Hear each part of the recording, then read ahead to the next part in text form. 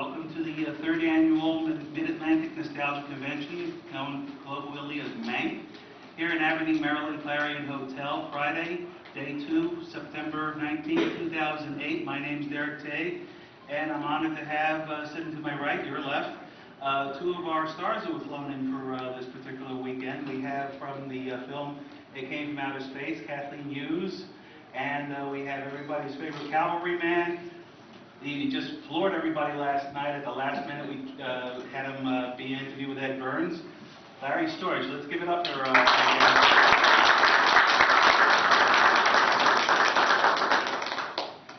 All right, so for those of you who weren't here last night, Martin Graham's our fearless leader and producer, the guy who stages this whole thing with a lot of help from his immediate family and a bunch of other staff members, puts on this MANC convention. And we had a drive-in movie last night out in the back. Anybody come to see it? We were a fair amount of people here. And your film was being showed. It came from outer space, so it was a real treat. And those of you who missed it, try getting out a day early next year for this convention. But do you have any particular fond memories of that film that you're best known for? It came from outer space. Well, I just know I worked so hard to get that part. I had just signed at Universal, and I had done a picture called Sally and St. Anne with Anne Blythe and Edwin Gwen.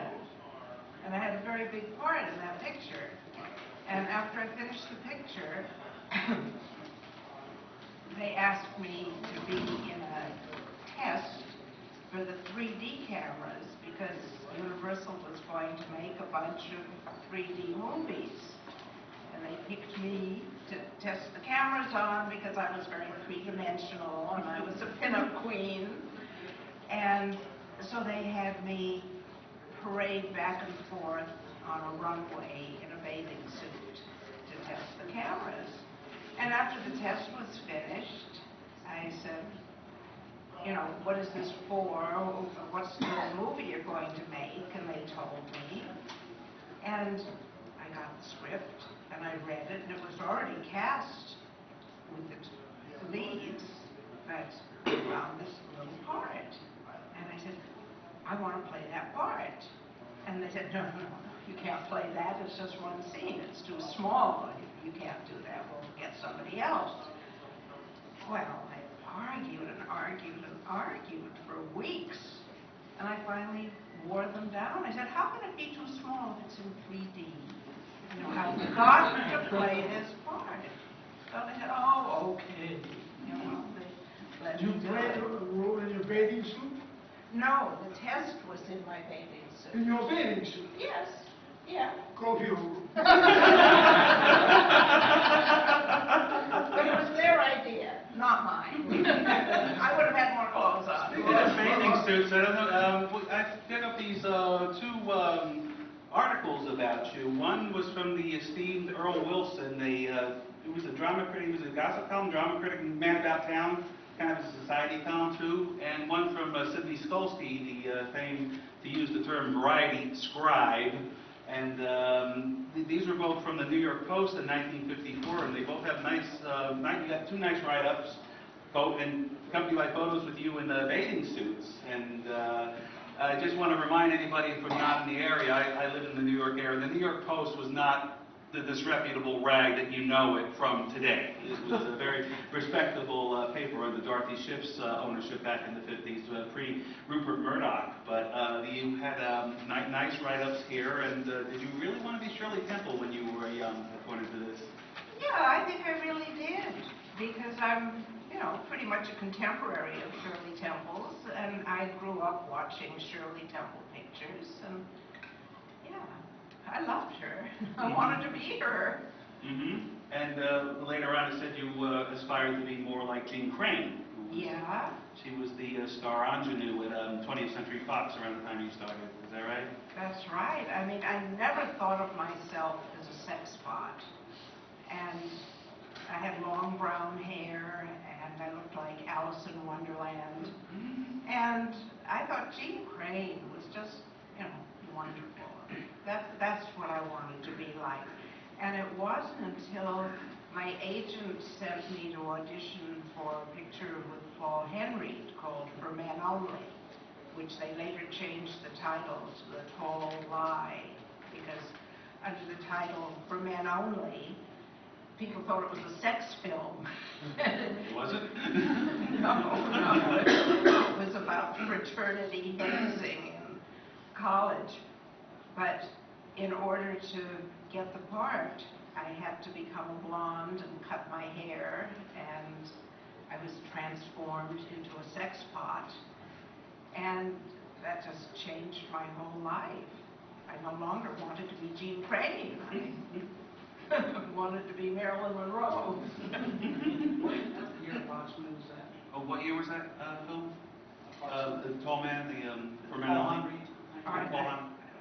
Well, I was at Fox 48, 49, 50, so this would have been 1951.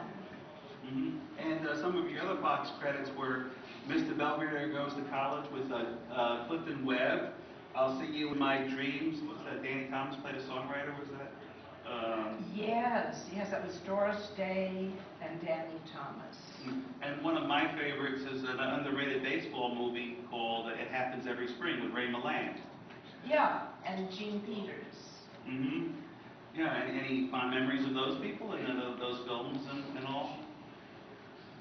Well, what was the one you mentioned before? I only had one scene. Mr. Belvedere? Oh, I loved working in Mr. Belvedere. That was great. But It Happens Every Spring, I had the one scene, so I had no real memories of that. Mm-hmm. Roadhouse was my first picture. Now, that was really something. Was that for Fox or Universal? Fox. Mm-hmm. That was the first picture I made after I was signed by Fox. And it was Cornell Wilde, Ida Lupino, Celeste Holm, and Richard Widmark. I mean, what a cast. Mm-hmm. And Ida Lupino was just so fantastic. And I just had, glorified extra part, really. But because of that, I spent day after day after day in the Roadhouse where Ida was playing the piano and singing. And that was just so wonderful. Mm-hmm. And you also did some TV credits in the 50s. Ozzie and Harriet, Bachelor Father. Later on, a couple of Hitchcock episodes. And Hitchcock must be a case of Saint around here because Martin Graham's, our organizer, wrote a book about him and had a presentation about bloopers in the movies with a lot of things that got by in the Hitchcock movies. So anything about Hitchcock? Well, I never met Hitchcock. He didn't direct the ones that I was in. I believe Norman Lloyd directed one of them. He's still with us, right? He's yes. 93, 94 yes. maybe? And also Norman Lloyd then later directed me in The 7-Year Itch at the La Jolla Playhouse. Oh, wow. Don Taylor, Willard Waterman, and who else? Okay, and Willard Waterman, the great, one-time great Gildersleeve. Yes. Mm-hmm. And also Ozzie and Harriet, Bachelor Father. What parts did you have?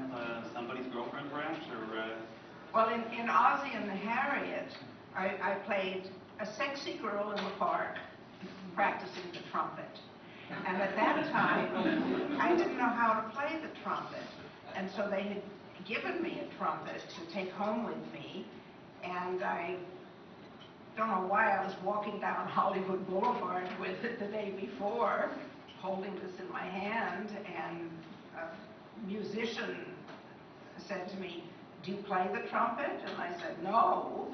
And he said, "Well, I'll teach you a scale." And so he taught me the first 4 notes of the scale. And, of course, I was totally dubbed in the Ozzie and Harriet episode, pretending to play it, but they put the sound in later. But after that,